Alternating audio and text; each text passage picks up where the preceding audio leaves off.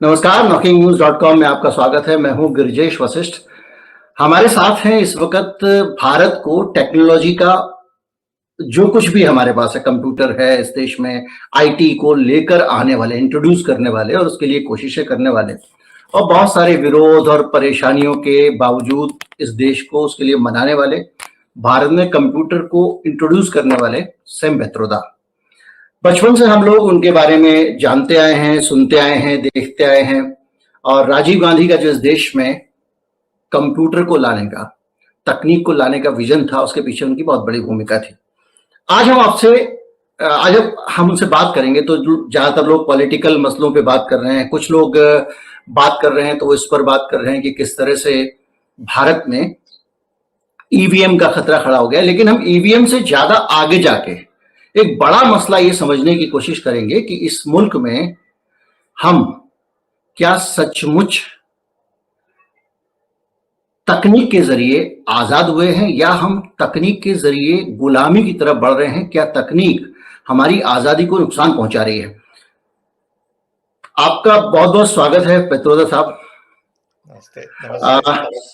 Sir Chicago से जुड़े हुए हैं, शिकागो में ही है ना सर अभी आप? जी। तो शिकागो वो जगह है अमेरिका की जहां स्वामी विवेकानंद ने पूरी दुनिया को विश्व बंधुत्व का संदेश दिया था और विश्व धर्म सम्मेलन में उन्होंने भाषण दिया था और समानता का, विश्व बंधुत्व का और जिस तरह के हिंदू आइडियोलॉजी का संदेश उन्होंने दिया उसकी आज इस देश को सबसे ज्यादा जरूरत है। पित्रोदा साहब, बहुत सारी चीजें डिस्कस हो रही हैं इस बीच में, पॉलिटिकल चीजें डिस्कस हो रही हैं, किसी को मोदी की चिंता है, किसी को कांग्रेस की चिंता है, लेकिन मेरी एक चिंता है जिसपे मैं कई वीडियो बना चुका हूं। अभी हाल में आपने पिछले कुछ समय में आपने हांगकांग में देखा होगा कि किस तरह से सरकार की मशीनरी, स्टेट का सर्विलांस सिस्टम, किस तरह से फेशियल रिकॉग्निशन वाले कैमरे, किस तरह से लोगों का इंटरनेट की ट्रैकिंग करना और उसके जरिए वहां के जो लोगों का डिसेंट था, वहां के जो लोग खिलाफ थे किसी भी चीज को लेकर अपने देश की नीतियों के, उसको कुचलने की कोशिश की गई।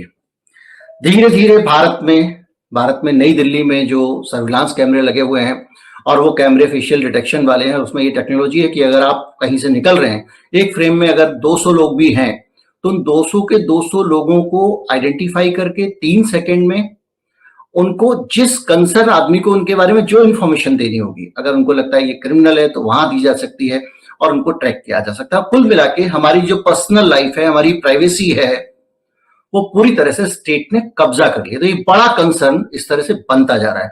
तो टेक्नोलॉजी का ये जो एस्पेक्ट है, आप चूंकि इंटरनेशनल फोरम्स में हिस्सा लेते हैं, तो ये आपके लिए कितनी चिंता की बात है, आप इसको कितना गंभीरता से लेते हैं? ये बहुत बड़ी चिंता की बात है, क्योंकि जो टेक्नोलॉजी आपको freedom, ji, democracy, justice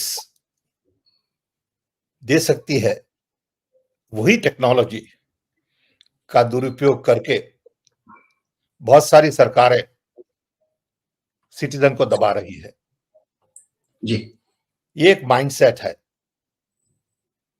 information technology is all about openness, accessibility, connectivity, networking, democratisation, decentralisation. लेकिन बहुत सारे लीडर्स ऐसे हैं जो इस टेक्नोलॉजी का बहुत दुरुपयोग करते हैं, झूठ फैलाते हैं, भय फैलाते हैं। लेकिन हम मानते हैं कि ये over a period of time जीत नहीं सकेंगे। अभी चल रहा है क्योंकि नया नया सोशल मीडिया है, लोग अभी समझ नहीं रहे हैं कि सच क्या है और झूठ क्या है। जी, झूठ ज्यादा फैलाया जा रहा है। सो हम समझते हैं कि थोड़े वक्त में जी, लोग अपना खुद अभ्यास करेंगे और समझेंगे कि ये सत्य है और ये झूठ है। हमें सबको अपना सत्य निकालना है। इसमें अभी सर दिक्कत जो है ना, देखिए सच और झूठ वाली दिक्कत तो है ही, क्योंकि जो मास लेवल पे फैलेसी, लॉजिकल फैलेसीज के जरिए आईटी सेल बड़ी बड़ी पार्टियों ने बना रखी हैं, लोगों के ब्रेन को वो कंट्रोल करने की कोशिश कर रहे हैं। बहुत सारी फेक न्यूज आती है और जब तक वो फेक न्यूज क्लैरिटी आती है उसको लेकर, हर रोज हम देखते हैं कि 5-7 बड़ी फेक न्यूज फैलाई गई। जब तक क्लैरिटी आती है तब तक वो 4 और फेंक देते हैं। एक चीज तो ये है। दूसरा, सोशल मीडिया कंपनी जो है उनको जिस तरह से भारत में कानून बना के कंट्रोल किया गया, सरकार की सेंसरशिप चल रही है, 24 घंटे में कभी भी फोन करके किसी भी अकाउंट को टेक डाउन किया जा सकता है, किसी भी अकाउंट को। और इस तरह से सोशल मीडिया कंपनियां सब होता है अभी, और सोशल मीडिया कंपनियां जो है वो हद तक कर रही हैं कि हालत यह है कि एक खबर ये भी थी कि ट्विटर जो है वो माफ कीजिएगा, फेसबुक इतना ज्यादा सरकार से एसोसिएट हो गया कि टिकटॉक जो नंबर 1 बनने वाला था पूरी दुनिया में, फिर फेसबुक नंबर 1 हो गया क्योंकि भारत में उसको बहुत पकड़ मिली, बढ़त मिली। भारत सरकार के पक्ष में भारत का जो कम्युनल एजेंडा है उसको पुश करने के लिए फेसबुक पे गंभीर आरोप लगे, उनकी जो पॉलिसी हेड थी उनको इस्तीफा देना पड़ा, इंटरनेशनल मीडिया पे इस तरह के कवरेज हुए। तो ये भारत में इस तरह की जो चीजें हैं, ये आप कह रहे हैं कि एक लंबे समय बाद हो सकता है कि ये ठीक हो जाए, लेकिन इमीडिएट जो एक थ्रेट है बहुत बड़ा डेमोक्रेसी का लेके, उसका क्या करेंगे? उसका बहुत कुछ नहीं हो सकता क्योंकि इन द शॉर्ट टर्म ये सरकार उसका अच्छा उपयोग करती है उनके लिए। लोगों को लगा दिया है सिक्योरिटी थ्रेट ऐसा कि कहीं भी आप जाइए, कुछ भी आप कहिए, आपको मॉनिटर किया जाता है। हम जानते हैं हमारे बारे में, दूसरे बारे में तो क्या बताएं। हमारा ट्विटर अकाउंट 7 साल से एक ही नंबर पे पड़ा है, 365,000। हमें पता है कि इसको कैप किया गया है। हमें वो भी पता है कि हमारा फोन शायद कॉन्स्टेंटली मॉनिटर होता है। ठीक है, हम क्या करें? हम समझते हैं कि हमारी लाइफ पब्लिक लाइफ हो गई है, सो हम कहां भी जाएंगे, जहां भी जाएंगे, सबको पता है। क्रेडिट कार्ड से पता है, फाइनेंशियल ट्रांजैक्शन दूसरे होते हैं उससे पता है, एयरलाइन टिकट से पता है, इमिग्रेशन से पता है। So in this life I believe lot of people with public agenda will have to accept the fact that they are being monitored. उससे कोई बाहर नहीं निकल सकता अभी। लेकिन ये जो चैलेंजेस हैं, देखिए आप इस देश में टेक्नोलॉजी को लेकर आए थे, हम लोग इस टेक्नोलॉजी को हम मानते हैं कि इस देश में से एक रिवॉल्यूशन आया, देश में बदलाव आया, लेकिन वो टेक्नोलॉजी इस देश की अगर मिसयूज हो रही है और उस देश की आजादी को खतरे में डाल रही है। जैसे पिछले दिनों खबर आई थी कि सीएए के दौरान जो लोग वहां उस आंदोलन की जगह पे जा रहे थे उनको मॉनिटर किया जा रहा था, उनके ऊपर नजर रखी जा रही थी। इसी तरह से अलग किसान आंदोलन में बहुत जबरदस्त मॉनिटरिंग की गई। ये लगातार इस तरह की रिपोर्ट्स आती जा रही हैं और इनको हम केवल यहां जुबानी जमा खर्च में चर्चा में डालकर आगे बढ़ जाएंगे। आप कांग्रेस पार्टी से भी जुड़े हुए हैं, कांग्रेस पार्टी को क्यों नहीं लगता कि ये बहुत बड़ी थ्रेट है और बहुत बड़ा एक कंसर्न है जिस पर उसे बात करनी चाहिए? नहीं, ये कंसर्न है, ये थ्रेट है, लेकिन क्या हो सकता है जब bad players are controlling the government, people in the government don't have the character, values, तो क्या कर सकते हैं? ये तो एक नाइफ की जैसी चीज है, उससे आप टमाटो भी काट सकते हैं और किसका खून भी कर सकते हैं।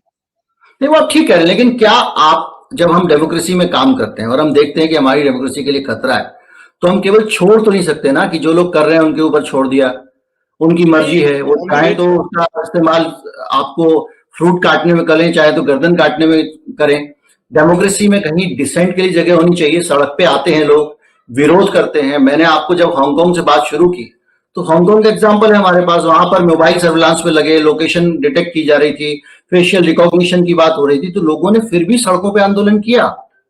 फेशियल रिकॉग्निशन से बचने के लिए उन्होंने यहाँ लेजर लाइट लगाई, लेकिन सड़क पे आए। अगर उनके मोबाइल ट्रैक हो रहे थे, उन्होंने एक वाईफाई नेटवर्क डेवलप किया जिसमें वो आपस में फोन टू फोन कनेक्ट करते थे, जिसमें इंटरनेट बीच में नहीं आता था।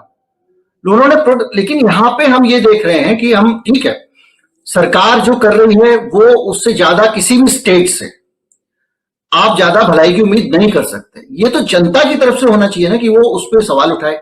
आज कांग्रेस पार्टी चूंकि विपक्ष में है तो वो जनता की तरफ से बात करने का, उसकी आवाज उठाने का, उसमें जागरूकता लाने का कांग्रेस की जिम्मेदारी। मैंने कभी एक भी स्टेटमेंट नहीं सुना पिछले 1-1.5 साल में कि भारत के लोगों की जो केवल वो पेगासस वाला, चूंकि उसमें एक एक्सपोजे आ गया था और वो बहुत सारे लोगों के उसमें राहुल गांधी का भी और बहुत सारे फोन ट्रैप किए जा रहे हैं, स्टोरी आ रही थी, तो इसलिए उस पर बात हो गई, बयान हो गया।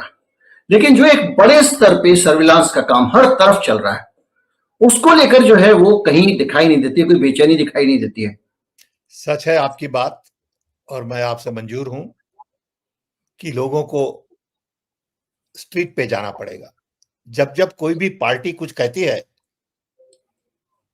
तो सरकार उन पे टूट पड़ती है।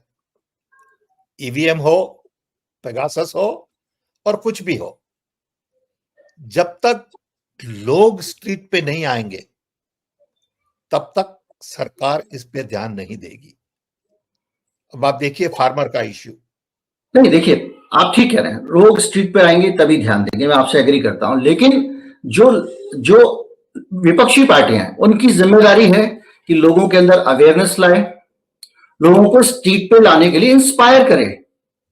आप देखिए किस तरह से हम सबका डाटा कलेक्शन किया जा रहा है। आप तो ट्रेवलिंग एजेंसी कह रहे हैं, आधार या बिल्कुल, आधार एक सेंटर स्टिंग है जिसके जरिए देश के हर आदमी को वीव कर दिया गया है, उसकी एक एक एक्टिविटी को ट्रैक किया जा रहा है। बिल्कुल। दूसरा, आपने कोविन वैक्सीन लगी, जब वैक्सीन लगी तो उसको लेकर जो डाटा कलेक्ट किया गया लोगों का, वो डाटा शेयर भी किया गया इंटरनेशनली, एक ग्लोबल सर्वर बनाए गए, और वो डाटा अब हमारा जो डेटा है वो कहीं ना कहीं, और डाटा थेफ्ट होती है हमारे देश में, हम कई सारे एग्जाम्पल देख चुके हैं, यहां तक कि आधार का डेटा भी लीक होने का मामला सामने आ चुका है। बिल्कुल। तो ये जो टेक्नोलॉजिकल कंसर्न है, मैं आपको एज ए टेक्नोक्रेट में आपसे जानना चाहता हूं कि जब जो हिंदुस्तान में आज हर चीज जब टेक्नोलॉजी हो रही है, तो टेक्नोलॉजी का जो एरिया है वो सेंटर ऑफ कंसर्न क्यों नहीं है इस देश में, इस देश की पॉलिटिक्स में क्यों नहीं है, जबकि टेक्नोलॉजी इस देश की डेमोक्रेसी को आसानी से हड़प ले रही है। आपकी बात बहुत वाजिबी है, इसको ज्यादा ध्यान देना चाहिए। किसी ने इस पर बहुत ध्यान नहीं दिया है क्योंकि everything else around us is so bad. आप देखिए एम्प्लॉयमेंट सिचुएशन, महंगाई, fear, threat, violence against women, food prices, इतने सारे इश्यूज हैं अभी देश के सामने, तो ये इश्यू बैक बर्नर पर चला गया है। I agree with you, it should be taken more seriously, it should be given more importance, लेकिन सब जगह से आप परेशान हैं, इसीलिए इस पे बहुत ज्यादा ध्यान नहीं दिया गया, देना चाहिए। लेकिन ये जो इश्यू है ये एक ऐसा इश्यू है जिसके कारण जो सब जगह से परेशान लोग हैं। जैसे आपको एक एग्जांपल देता हूं, ये जो पार्ट 2 अभी हमारा फार्मर्स एजिटेशन हो रहा है, उसके ऊपर ड्रोन के साथ गोले बरसाए गए, लोगों को पीटा गया, बोरों में भर के किसानों को पीटा गया। बिल्कुल। सरकार ने इंटरनेट बंद कर दिया, पहली चीज। दूसरा, सरकार ने जो यूट्यूबर्स वहां की ऑन द स्पॉट रिपोर्टिंग कर रहे थे, उनके अकाउंट ब्लॉक कर दिए। तो आप रोटी का, कपड़ा का, मकान का, बेरोजगारी का, गरीबी का, महिलाओं की बुरी स्थिति का, दलितों के बुरे हाथ का जो भी मसला है, उस पर आप कोई भी काम करेंगे, अगर टेक्नोलॉजी इस तरह से स्टेट की मशीनरी द्वारा इस्तेमाल की जाती रहेगी तो आप कैसे बचेंगे? इतनी तेजी से इतने चांसेस आए हैं। सच है, आपने हमें ये मौका दिया ये सब्जेक्ट पे बात करने का। मीडिया में कौन मौका देता है ये सब्जेक्ट पे बात करने का? अभी राहुल गांधी जहां जहां जाते हैं यात्रा में, वहां इंटरनेट बंद कर दिया जाता है। अब मीडिया कभी नहीं बताती है, लोगों को पता भी नहीं है कि जो शहर में राहुल गांधी जाते हैं वहां इंटरनेट पैरालाइज कर दिया जाता है, तो आपका मैसेज बाहर ही नहीं जाता। हमको पता है, राहुल गांधी ने बताया है, लेकिन आप देखिए नेशनल मीडिया में एक दफा भी बात नहीं हुई उसकी। So media is also completely controlled. आप जोर से चिल्लाइए, सुनने वाला कौन है अभी? So it's not that simple, but I agree with your major point. And your major point, we have to. जब आजादी के 75 साल हुए, देखिए मैं आपको एक एग्जांपल दे रहा हूं। आजादी के 75 साल हुए, सरकार ने कहा अपने घर पे तिरंगा लगाइए। सरकार ने कहा अपने घर पे तिरंगा लगाइए। हमने अपने घर पे तिरंगा लगाया, तो तिरंगा लगाने का इन्होंने एक वर्चुअल तरीका निकाला। आप मैप में जाइए, अपने घर को आइडेंटिफाई करिए और वहां पे तिरंगा लगाइए। क्या हुआ? आपके घर की जियो टैगिंग हो गई। भारत का सीबीएसई बच्चों के स्कूल में बाकायदा नोटिफिकेशन भिजवाता है कि आपको इस ऐप के जरिए आना है और रजिस्ट्रेशन करना है, मैंडेटरी है। एक एक आदमी की फ्रीडम कंट्रोल हो रही है। और एक सबसे एडवांस चीज, अगर आप लोग आज इस पे कदम नहीं उठाने वाले हैं तो फ्यूचर के लिए मैं आपको बता रहा हूं, आरबीआई में बहुत तेजी से करेंसी के डिजिटलाइजेशन का प्रोसेस शुरू हो गया है और उस पे लॉन्च तो कर चुके हैं, लेकिन किस तरह से उसको पेपर करेंसी को रिप्लेस किया जाए, इस पे काम चल रहा है। जिस दिन ये काम कंप्लीट हो जाएगा, टोटल कंट्रोल हो जाएगा। आज आपको लगता है कि राहुल गांधी की इंटरनेट डिस्कनेक्ट कर देते हैं। बहुत सारी चीजें कि राहुल गांधी की रैली में कौन कौन गया, ये भी कोई हो सकता है ट्रैक कर रहा हो। राहुल गांधी की रैली में पैसे कहां से आ रहे हैं, ये भी कोई ट्रैक कर रहा हो। बिल्कुल हो रहा है, अभी हो रहा है, अभी हो रहा है। तो मुझे ऐसा लगता है कि क्या आपके दिमाग में कोई ब्लूप्रिंट है आज की इस डिस्कशन के बाद कि आगे हम क्या कर सकते हैं कि इसको लेकर हम अपने देश को, और मुझे ये चिंता जो है वो देश के आम नागरिक की है, क्योंकि वो व्यक्ति पूरी तरह से अब शिकंजे में आ चुका है। No, you have to make regulations. अब आप तो रेगुलेशन बना नहीं सकते क्योंकि आपकी गवर्नमेंट है ही नहीं। वो खुद रेगुलेशन बनाएंगे, रेगुलेशन ऐसा बनाएंगे जो सर्वेलेंस स्टेट बढ़ता जाएगा। See, everywhere authoritarian attitude is in control. इस साल 40 देशों में इलेक्शंस हो रहे हैं। बहुत सारे देशों में अथॉरिटेरियन गवर्नमेंट है स्ट्रॉन्ग होल्ड। अपने वहां ही आप देखिए ना, Pakistan, Imran is in jail. Bangladesh देखिए क्या हो रहा है, श्रीलंका देखिए, म्यांमार देखिए, मॉरिशस देखिए, और फिर India is same thing. So it is becoming a very undemocratic state. Institutions are captured. Civil society is not allowed to function. Media is completely controlled.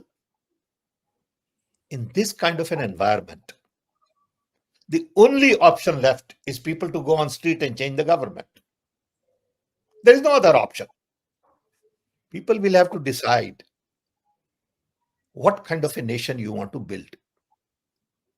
Do you want to remain democratic, or you want to turn over everything to authoritarian? And we know what happened in Europe. So this election to me is very, very critical election. My talking about surveillance today doesn't mean anything. Of course it is important, but I can't change laws. I can't control media. Nothing is fair. Judiciary, Election Commission, police, ED, IT, everybody operates based on what is that government wants. And you don't feel like you are living in a free state. I was talking to a professor, Natasha Kaul, a couple of days ago. She was invited to go to Karnataka to speak at a conference. And from airport, she was sent back to England. So I asked her, I said, what happens? She said, look, they will not give me any reason. They will not give me any facts. They said, we have orders from Delhi. So I said, what does it mean to have orders from Delhi? Why are you not allowing me to enter? My mother is sick.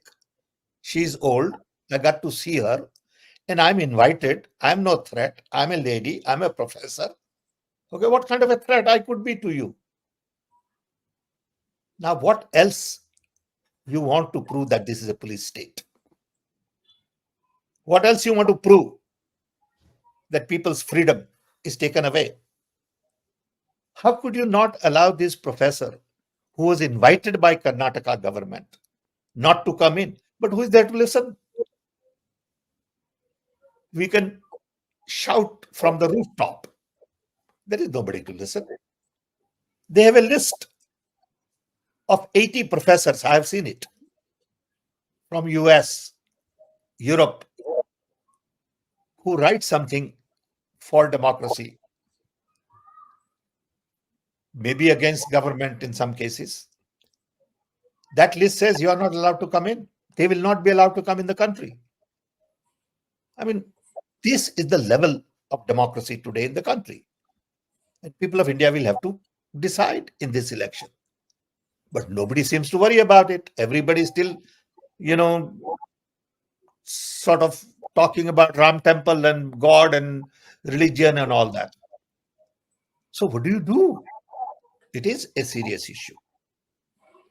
राजनीति में जब आपने जैसे कहा कि हमारे पास एक ही option है, वो ये है कि हम देश के लोग सड़कों पे आएं। दुनिया में ऐसा बहुत कम मामलों में हुआ है कि देश के लोग अपने आप सड़कों पे आ जाएं।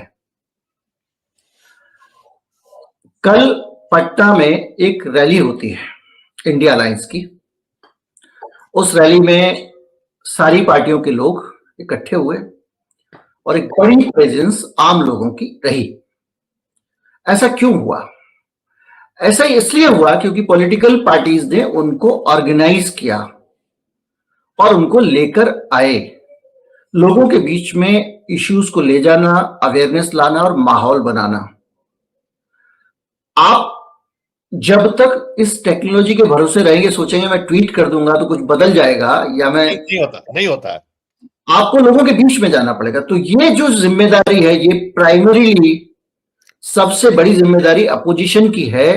और इस देश में मुझे लगता है कि ये सारे जो इश्यूज हैं, इन पे अपोजिशन को अभी बहुत ज्यादा सेंसिटाइज करने की जरूरत है। और चूंकि आप एक ऐसे बैकग्राउंड से आते हैं जो तकनीकी समझ रखते हैं और आप कह चुके हैं कि इसकी जरूरत है, आप मान चुके हैं, तो इसको मैं बार बार आपको वहां पर लेकर आऊं उसकी कोई गुंजाइश नहीं है। लेकिन मुझे ऐसा लगता है कि अब एक प्रोग्राम, टाइम बाउंड प्रोग्राम तैयार करने की जरूरत है, जिसके जरिए लोगों की आजादी को प्रभावित करने वाले मसलों पे ध्यान दिया जाए। देखिए, अभी मसला नेक्स्ट लेवल की मैं बात कर रहा हूं, सिर्फ लोगों की भारत में सर्विलेंस का नहीं है। जो डेटा आज आपके पास भारत में, भारत सरकार के पास में है या भारत सरकार एक्सेस कर सकती है, वो डेटा इंटरनेशनल फोर्सेस भी किसी तरह से हासिल कर सकती हैं। पूरी दुनिया में आज इंटरनेट पे जो डोमिनेंस है वो अमेरिका की है। दुनिया भर में आज अमेरिका जहां जो चाहे वो एक्सेस कर सकता है।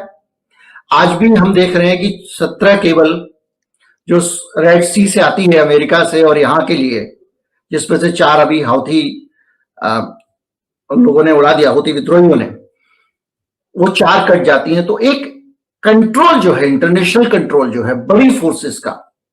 तो कभी कभी आरोप लगता है कि जो भारत में बड़ी पार्टियां हैं, सिर्फ बीजेपी नहीं, कांग्रेस भी और दूसरी पार्टियां भी हैं, वो इसमें इंटरनेशनल फोर्सेस के एजेंडा का हिस्सा बनती हैं।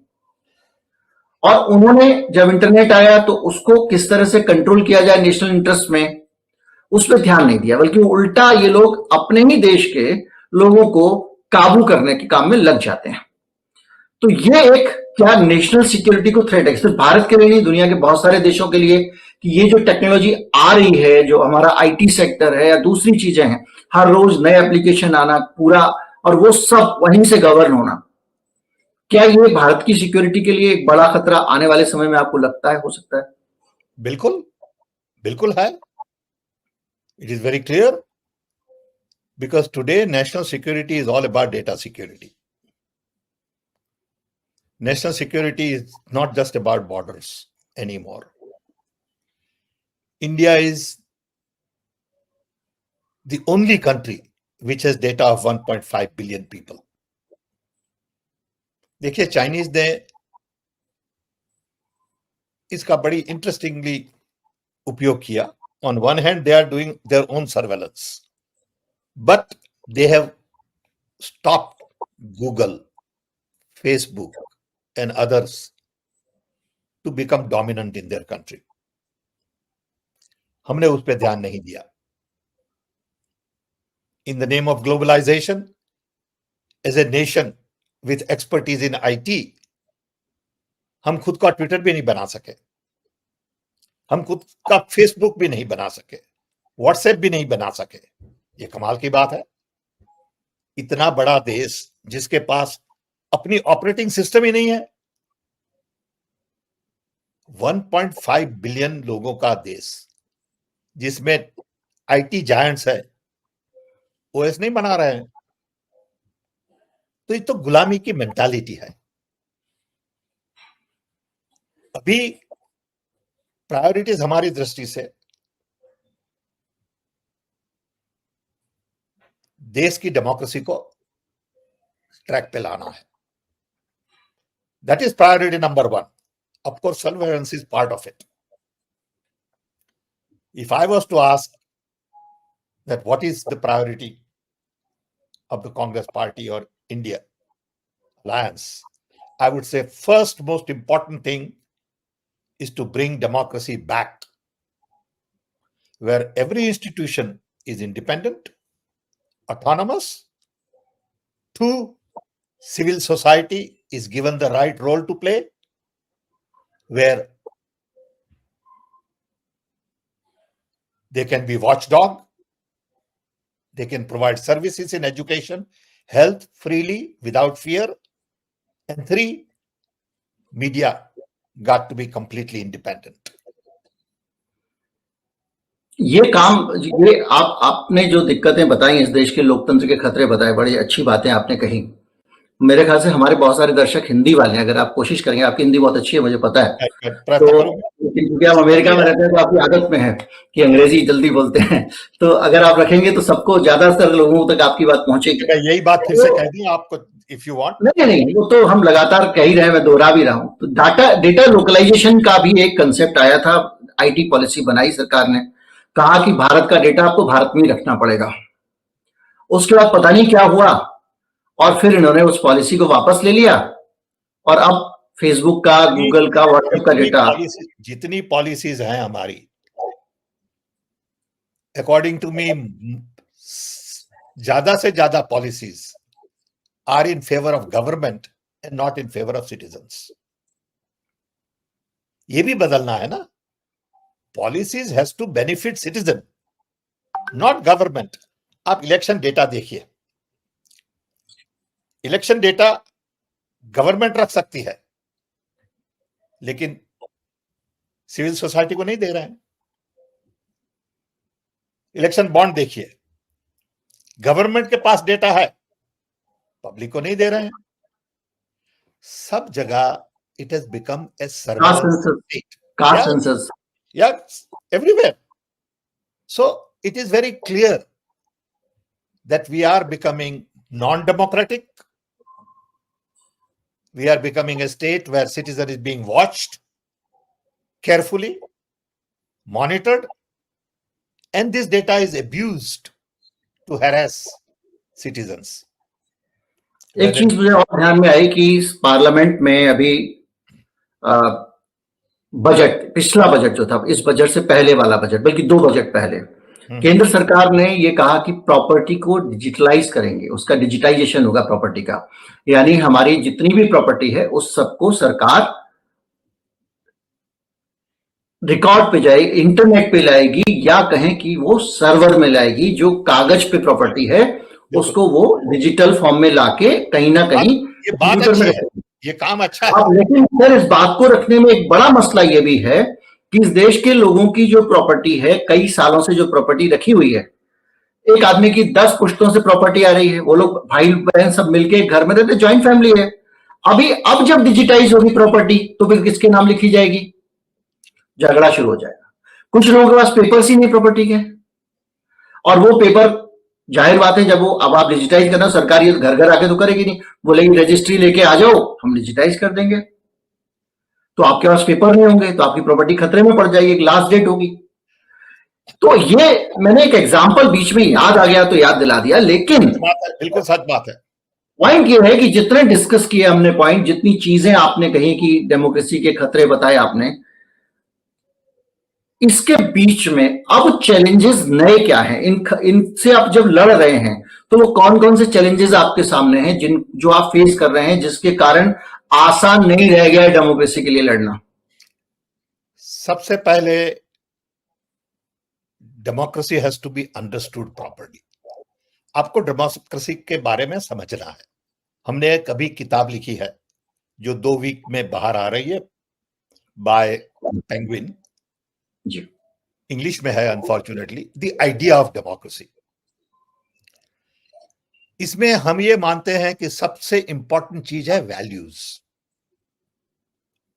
आप क्या वैल्यू करते हैं?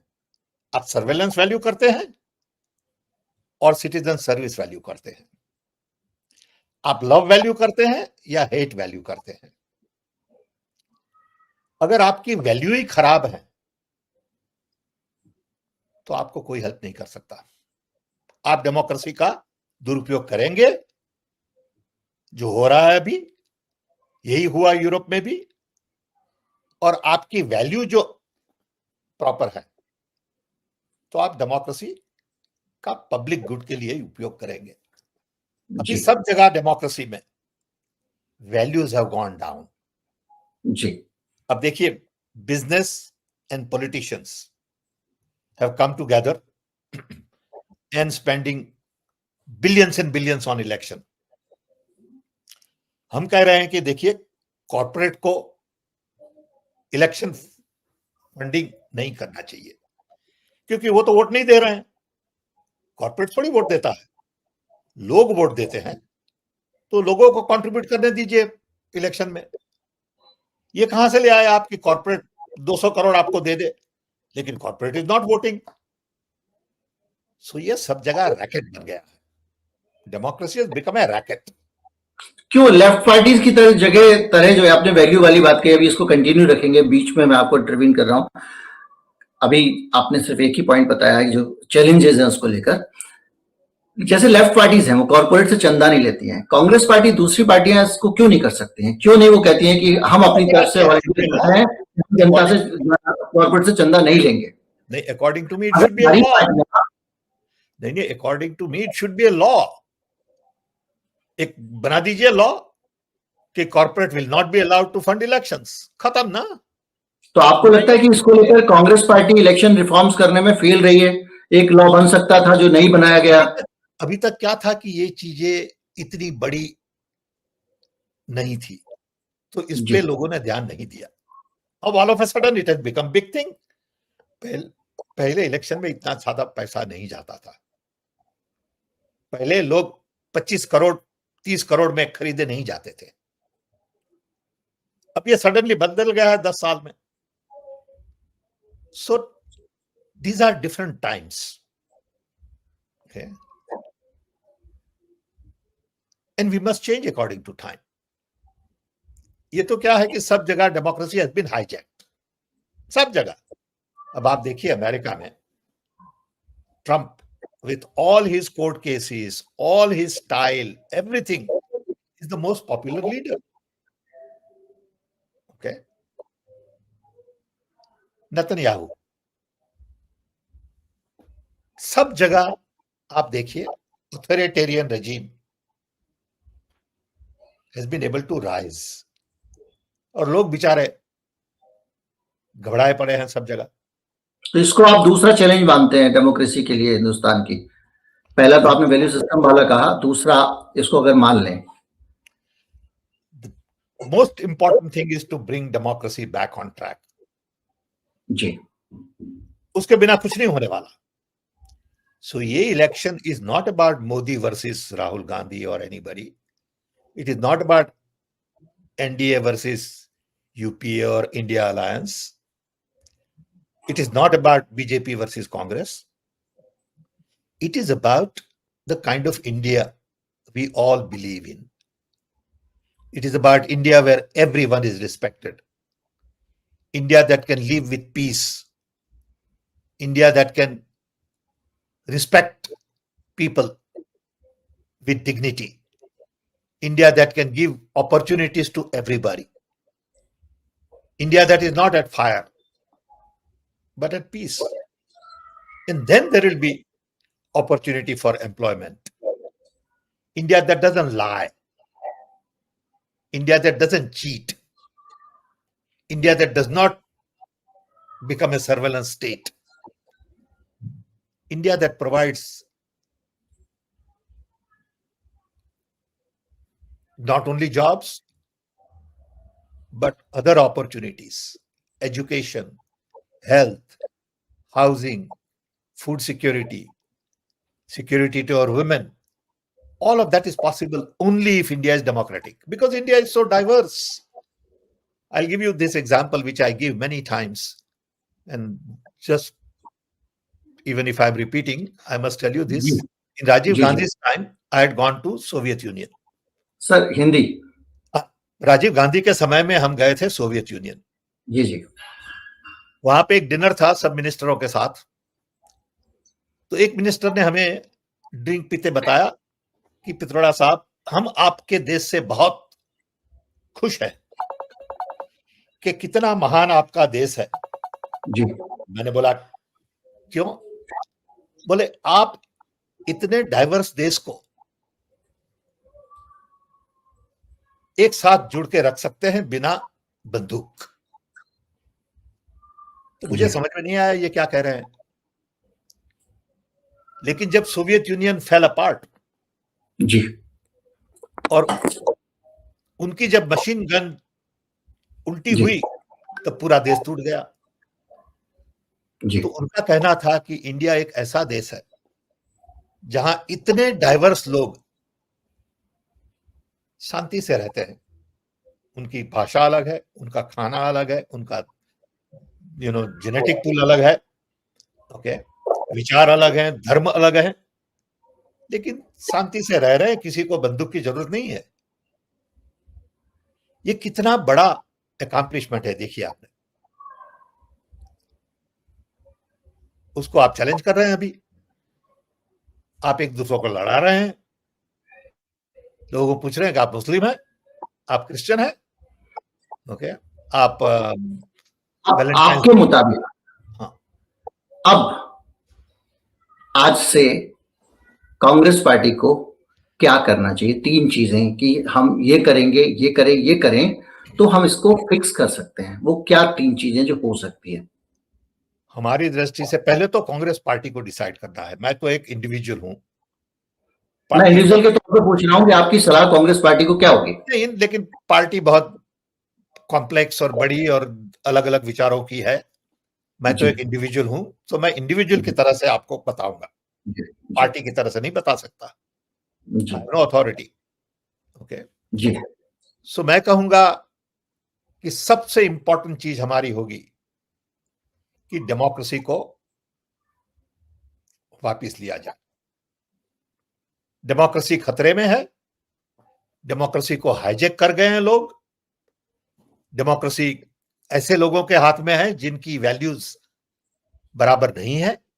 जी। तो पहले डेमोक्रेसी को वापस लाइए। उसका मतलब इंस्टीट्यूशन को इंडिपेंडेंट करिए, सिविल सोसाइटी को फ्री करिए और मीडिया पर कंट्रोल करिए कि जो बिल्कुल फ्री हो जाए। और जहां जहां आरएसएस और सबके लोग बैठे हैं, वाइस चांसलर्स, उन सबको निकाला जाए और fair, open, honest, reasonable people भी इंस्टॉल्ड। ये क्लीन अप बहुत बड़ी चीज है, ये छोटी चीज नहीं है। बहुत बढ़िया। इसमें 5 साल लग जाएंगे शायद, समझे? तब भी नहीं हो पाएगा। सब जगह बैठा दिए लोगों को, सब जगह अच्छे अच्छे जगह कांग्रेस कांग्रेस पार्टी में भी बैठाए हुए हैं बहुत सारे, वो भी सच है, कई बार बैठाए वो भी सच है। ओके, सो कांग्रेस पार्टी को भी क्लीन करना है, वो भी एक काम है। ओके, हम मानते हैं ये बिल्कुल।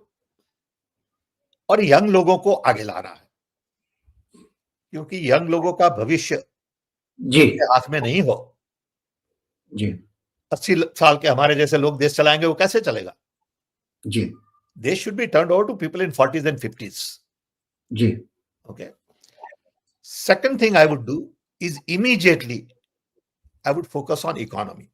तुरंत देश की इकोनॉमी पे फोकस करेंगे, क्योंकि ये जब डेटा बेटा सब दिए गए हैं वो बहुत सारे बोगस हैं। जी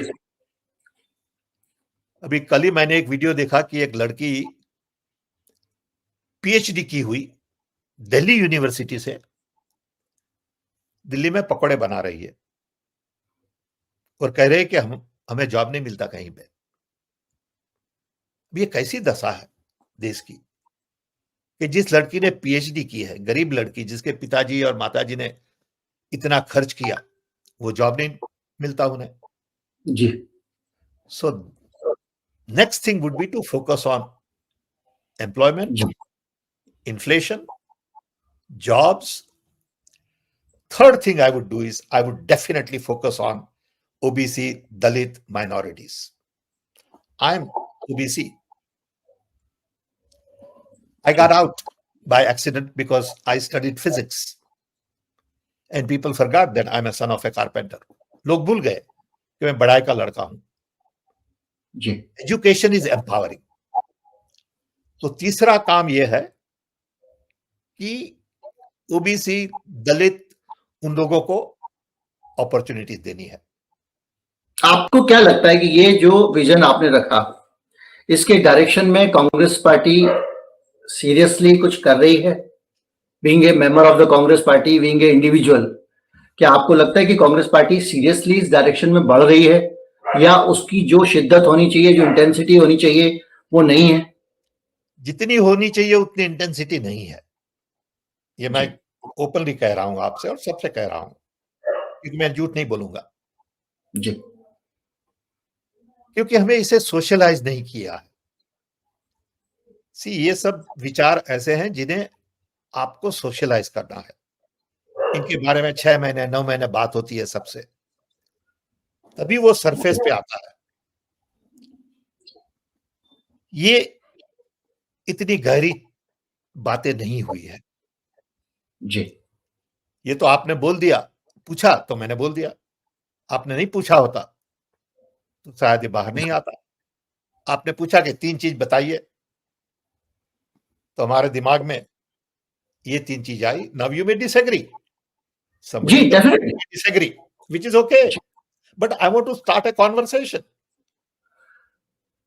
सो आपने इकोनॉमी की बात कही, मैं आपको बताऊंगा कि 3 चीज जो आपने मांगी, वो एक है put democracy back on track, create employment and put economy on track, and 3, give opportunities to OBC, Dalits, minorities that we have not given in the past. एक चीज आपने कही, इकोनॉमी। इकोनॉमी पे हम लगातार देख रहे हैं कि इंडिया के शेप रिकवरी के मोड पे आ चुका है। गरीब तेजी से गरीब हो रहा है, अमीर तेजी से अमीर हो रहा है। जितने मार्केट के स्टैट्स आते हैं, 1.5 लाख रुपए से ऊपर वाली मोटरसाइकिल, 2 लाख रुपए से ऊपर वाली मोटरसाइकिल, उसकी सेल बढ़ गई है। रोल्स रॉयस की सेल बढ़ गई है। 10-15 लाख से ऊपर की गाड़ियों की सेल बढ़ गई है। इससे जो छोटे सेगमेंट की मोटरसाइकिल है, कार है, सबकी बिक्री कम हो रही है। एफएमसीजी सेक्टर चैलेंजेस फेस कर रहा है। उसके जो 2-2, 5-5 रुपए के जो छोटे पैकेट बना रहा है, वो भी नहीं बिक पा रहे हैं। उसकी ग्रोथ एक जगह रुक गई है। तो कांग्रेस पार्टी ने 2019 में जब चुनाव आया था, तो कांग्रेस पार्टी एक मिनिमम इनकम गारंटी प्रोग्राम लेकर आई थी, जिसमें यह कहा गया था कि 72,000 रुपए हम हर परिवार को देंगे साल में, और ये गारंटी है कि आपके पास पैसा आएगा ही आएगा। और ये आइडिया इकोनॉमी के उस स्कूल से आता है जो ये कहता है कि जनता को आप पैसा दो। उसमें कांग्रेस का हिस्ट्री है। मनरेगा है और दूसरी चीजें हैं जो इस आइडियोलॉजी पे काम करने वाली है। आम आदमी को पैसा दो, उस पैसे से वो खर्च करे, खर्च करने से इकोनॉमी बढ़े, इंडस्ट्री बढ़े, काम धंधे बढ़े, और जब वो काम धंधे बढ़ेंगे तो वहां लोगों को एम्प्लॉयमेंट मिलेगा। भारत चला गया क्रोनी कैपिटलिज्म के मोड पे, जिसमें सरकार ने ये सोचा, ये आइडियोलॉजी, ये भी मान्यता है कि भाई ट्रिकल डाउन थ्योरी है, ज्यादा से ज्यादा पैसा आप उठा के अमीरों को दे दो, वो पैसा धीरे धीरे करके जनता तक पहुंच जाएगा। लेकिन हमारे देश में वो नीचे आ नहीं रहा है, कोई भी रेस में नहीं आ रहा, कोई भी रेस में नहीं आ रहा जी। तो अब ये जो क्रोनी कैपिटलिज्म वाला एक और ऐड हो गया कि आपने कुछ सिलेक्टिव उद्योगपतियों को दे दिया। तो इस बार जब कांग्रेस पार्टी चुनाव में आ रही है और केशव रिकवरी सबसे बड़ा चैलेंज है, गरीब के और गरीब होते जाने का, बेरोजगार होते जाने की चुनौती, और सबसे बड़ी इतिहास में, भारत के इतिहास में इतनी बड़ी चुनौती कभी नहीं रही। पहले गरीब होते थे तो सब होते थे। तो आज जब ये अमीर और अमीर हो रहा है, गरीब और गरीब हो रहा है, तो कांग्रेस पार्टी अडानी अंबानी को क्रिटिसाइज करके पॉलिटिकल गेन तो करती है कि भाई ये मोदी जी के जो नजदीक लोग हैं उन लोगों को गेन मिल रहा है, लेकिन आम आदमी की दिक्कतें दूर करने का जो विजन 2019 में दिख रहा था, आपको लगता है कि वो गायब है आज? जब हम और कांग्रेस पार्टी पावर में आएगी, इंडिया अलायंस पावर में आएगा, तो हम डेफिनेटली प्रमोट करेंगे कि we have to focus on decentralisation in a big way, in a way we have never done before. अभी क्या है कि अप्रोच है टॉप डाउन जी। टॉप में जो 5-10 लोग हैं उनको कंट्रोल करिए, उनसे पैसा मांग लीजिए और नीचे जो होना वो होए। जी। हमें उसको बॉटम अप अप्रोच बनाना है। जी। We have to make sure that small and medium scale industry पर ज्यादा ध्यान दिया जाए, और नहीं ये बड़े बड़े प्रोजेक्ट्स, ये बड़े बड़े प्रोजेक्ट जिसमें 10,000 करोड़, 20,000 करोड़, 50,000 करोड़ जाते हैं, उसकी वजह 1-1 करोड़ 5,000 स्मॉल इंडस्ट्रीज को देने हैं। Germany and Japan was rebuilt by SMEs, not by big projects.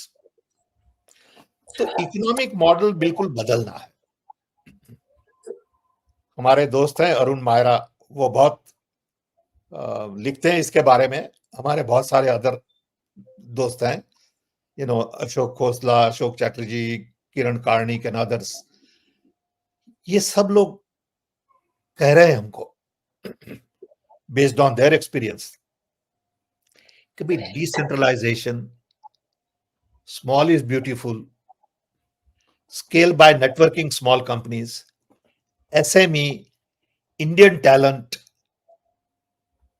Indian soil, Indian microbes, ये सब चीजें बहुत इंपॉर्टेंट है। आपको लगता है कि जो इंटरनेशनल फोर्सेस हैं, खासतौर पे जो कैपिटलिस्ट फोर्सेस हैं, आप रॉकेफेलर फैमिली है, बिल गेट्स हैं, अभी फिर वो आजकल चक्कर लगा रहे हैं, फिर कुछ प्रधानमंत्री के साथ में, देश के साथ में डील करके जाएंगे, इस तरह से आपका जो जॉर्ज सोरोस हैं, इस तरह के जो लोग हैं, वो हिंदुस्तान में ये डिसेंट्रलाइजेशन का आपका फार्मूला है, इस फार्मूले के आने के पे डिस्कस करने के साथ ही वो चाहेंगे कि आप लोग अभी सरकार में आए? देखिए, वो तो वोट नहीं दे रहे हैं, वोट तो इंडियन लोग दे रहे हैं। इंडियन लोग उनको वोट दे रहे हैं और अपने देश के लिए वोट दे रहे हैं।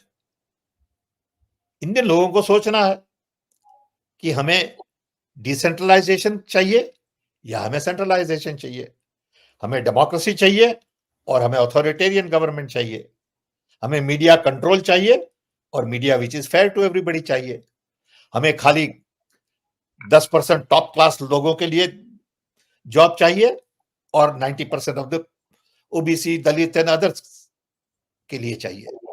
ये लोगों को सोचना है। ये इलेक्शन इतना इंपॉर्टेंट है देश के बारे में।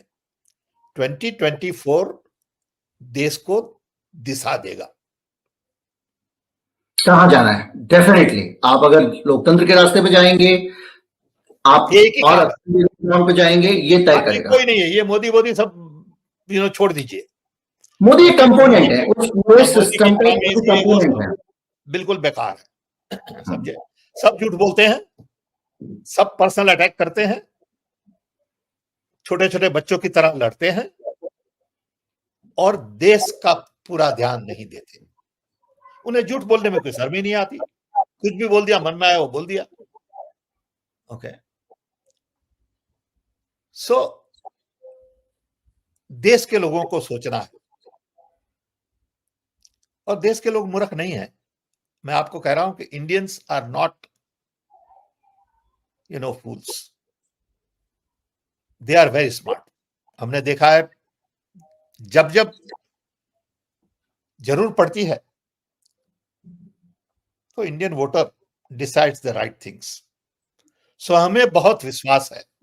अब वहीं से देखिए, फिर बात वहीं वो टेक्नोलॉजी वाली चीजें जहां से हमने शुरू किया था, ऐसी स्थिति में क्या आपको लगता है कि जो भारत का वोटर है, अगर ईवीएम छेड़छाड़ नहीं होती है तो रिजल्ट्स एक आएगा, अगर ईवीएम रखा और छेड़छाड़ होगी तो रिजल्ट पता है 400 सीट आएगी बीजेपी की, सीधी बात है, तो कह रहे हैं।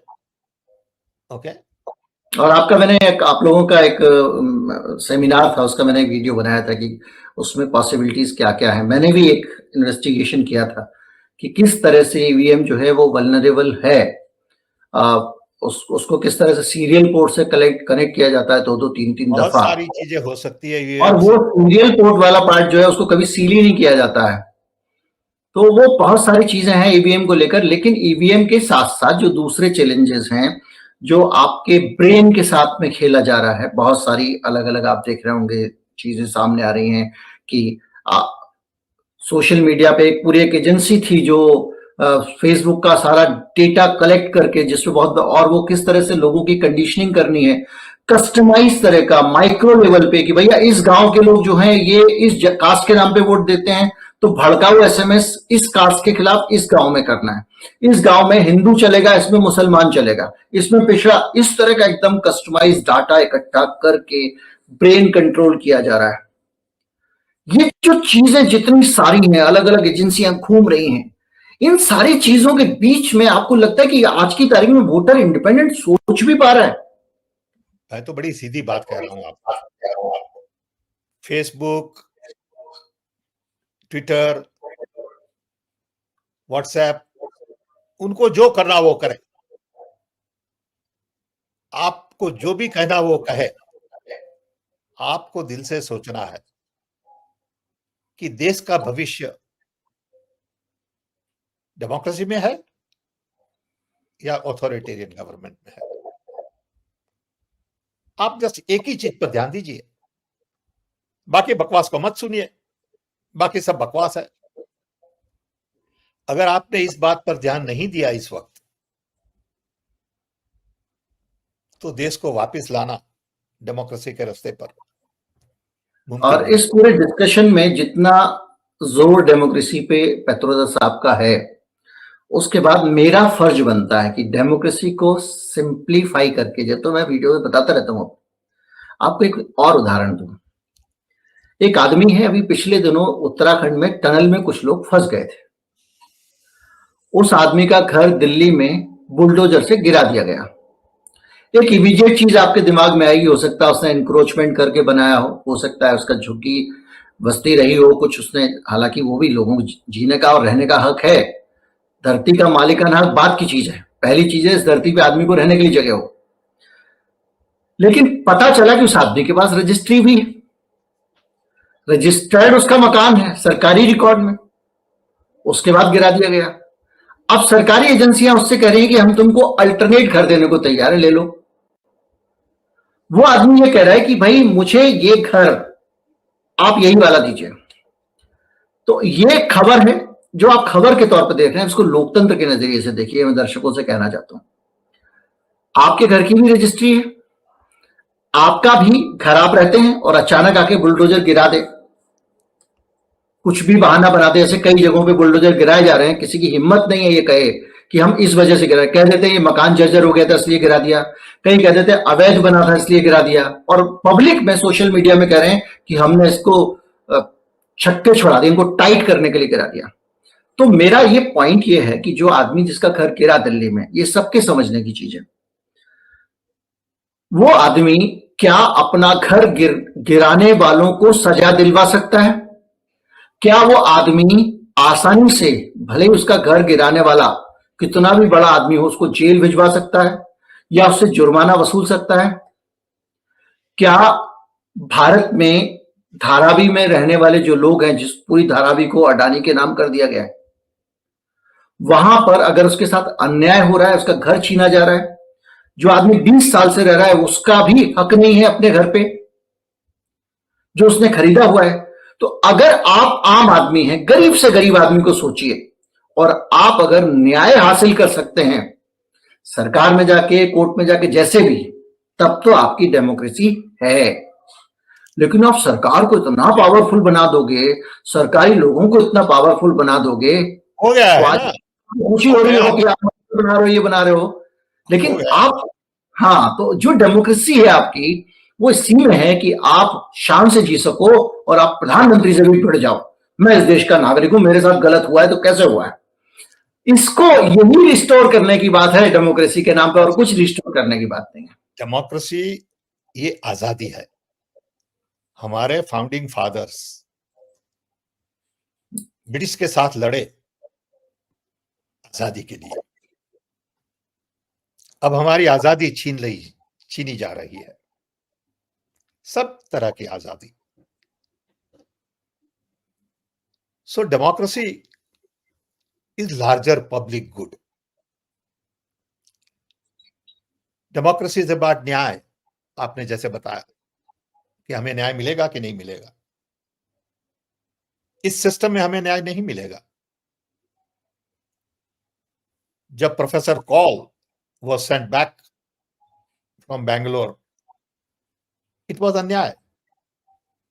एक लड़की है, प्रोफेसर है, जो पॉलिटिक्स में कोई दिलचस्पी नहीं है सिवाय की स्टडी करना।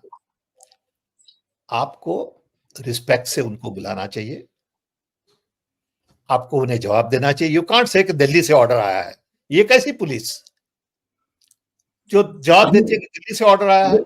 एक और एग्जांपल मैं आपको बताता हूं। एक जस्टिस गंगोपाध्याय हैं कोलकाता हाई कोर्ट में, उनको कई बार सुप्रीम कोर्ट छाड़ चुका था।